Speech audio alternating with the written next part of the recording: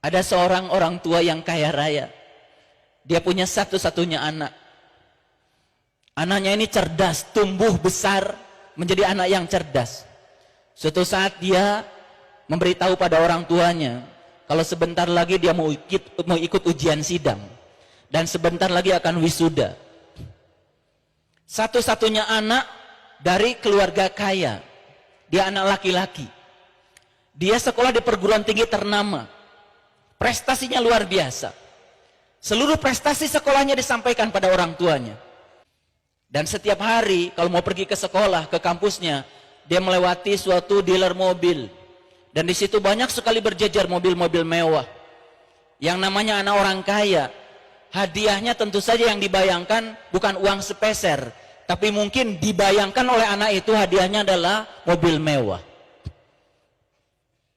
Dilaporkanlah pada orang tuanya bahwa tanggal sekian wisuda dan ingin disertai ibu bapaknya. Selesai wisuda, anak itu berharap betul kalau orang tuanya bisa ngasih hadiah yang terbaik buat dia. Betul. Selesai wisuda, anak ini dipanggil sama orang tuanya. Sini nak, bapak dan ibu mau cerita sama kamu. Dan mau ngasih hadiah yang berharga untuk kehidupanmu. Dikasihlah hadiah itu. Ternyata hadiah yang diinginkan, mobil mewah, ternyata yang diberikan apa? Yang diberikan adalah satu kotak kecil, begitu dibuka oleh anak itu, di dalamnya hanya ada kitab suci. Anak itu membayangkan berapa sih harga kitab suci? Dia hanya melihat harga kitab suci, tidak melihat nilai yang ada di dalam kitab suci. Karena marah pada orang tua, bapak ini kaya, ibu ini kaya, hanya ini hadiah yang diberikan kepada anak. Prestasi saya luar biasa. Kalau saya jadi anak orang lain mungkin saya dihadiah apa? Dilemparkan itu kotak yang berisi kitab. Dan saat dilemparkan itu kotak yang berisi kitab, ini anak ini pergi.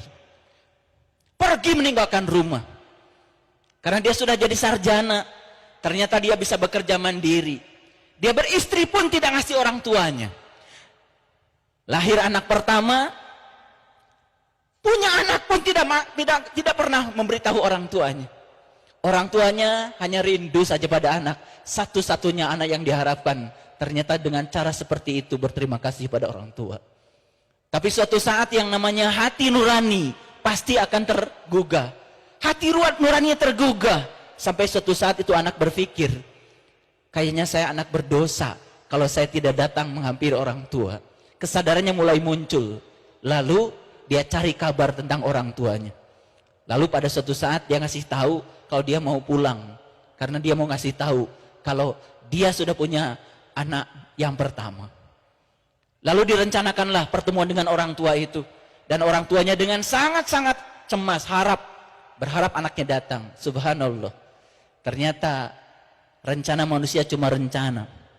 Sebelum dia bertemu dengan orang tuanya, kabar duka datang dari orang tuanya. Bahwa orang tuanya sudah pergi meninggalkan dunia ini. Menangis itu anak. Dan kemudian datang ke rumahnya, didapatinya orang tuanya sudah terbujur kaku, tak bernyawa lagi.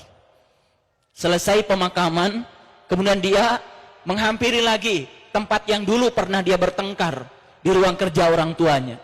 Didapatinya oleh anak itu apa? Kotak yang masih terbuka yang pernah dia lempar, tidak dirubah sama sekali oleh orang tuanya. Begitu lihat kotak yang dilempar oleh dia menangis. Ingat kenangan dulu dengan orang tuanya.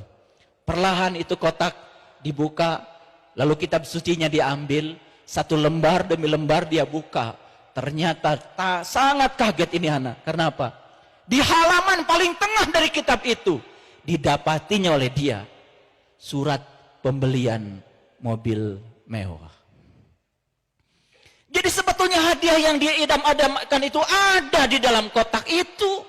Cuman karena dia melihat permukaannya, lalu dia lemparkan dengan kemarahan. Sebetulnya saya bukan cerita anak itu. Saya sedang cerita kita semua. Kita terlalu fokus di luar. Kalau ditanya ibu bapak, siapa ibu bapak? Pasti akan berbicara tubuh.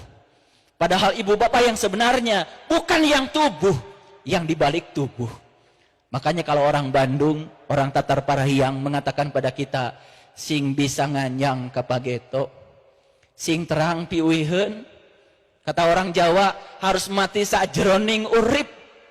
Harus bisa mati selagi hidup. Itu ilmu yang diberikan para rasul, para sunan, para wali. Ditinggal oleh kita begitu saja. Dianggap itu ilmu biasa. Bukan ilmu utama.